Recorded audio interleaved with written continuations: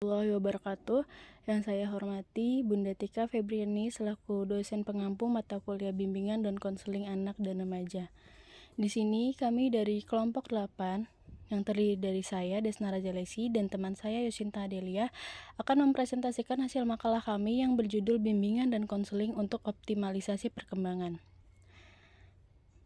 Bimbingan dan konseling berperan penting dalam memberikan dukungan psikologi serta membantu individu mengenali potensi, minat, dan bakatnya dalam dunia pendidikan, layanan, bimbingan dan konseling membantu peserta didik dalam menghadapi permasalahan akademik, sosial, dan emosional, sehingga mereka dapat berkembang secara maksimal. Selain itu, dalam lingkungan kerja maupun kehidupan sosial, bimbingan dan konseling juga berfungsi untuk membangun kepercayaan diri, meningkatkan keterampilan interpersonal, serta membantu individu dalam pengambilan keputusan yang lebih baik.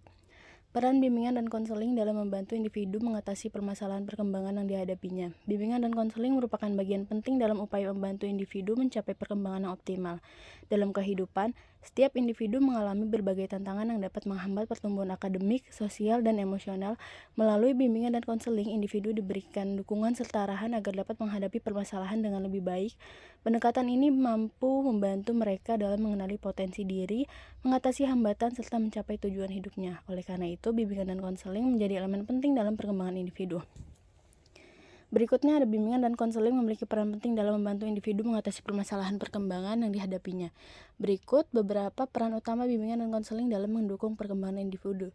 Yang pertama, membantu individu mengenali dan memahami diri sendiri. Yang kedua, mendukung perkembangan keterampilan sosial. Yang ketiga, membantu mengatasi masalah emosional dan mental. Yang keempat, meningkatkan motivasi dan prestasi akademik.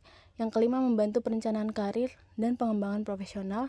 Yang keenam, mengatasi masalah perilaku dan penyesuaian diri.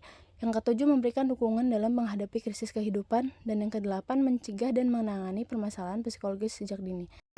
Baik, metode selanjutnya adalah efektivitas layanan bimbingan dan konseling dalam meningkatkan potensi akademik, sosial, dan emosional seseorang.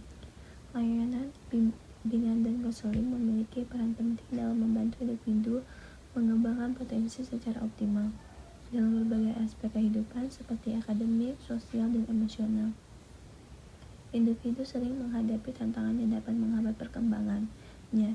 Dengan adanya bimbingan dan konseling, individu dapat memperoleh arahan yang tepat dalam mengatasi permasalahan serta mengembangkan keterampilan yang diperlukan.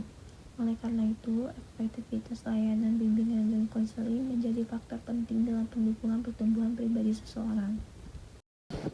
Dalam aspek akademik, bimbingan dan konseling membantu individu dalam mengatasi kesulitan belajar dan meningkatkan motivasi.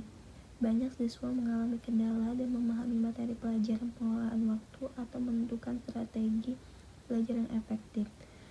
Konselor berperan dalam memberikan bimbingan belajar, membantu siswa dalam menetapkan tujuan akademis, serta memberikan strategi yang sesuai dengan gaya belajar mereka.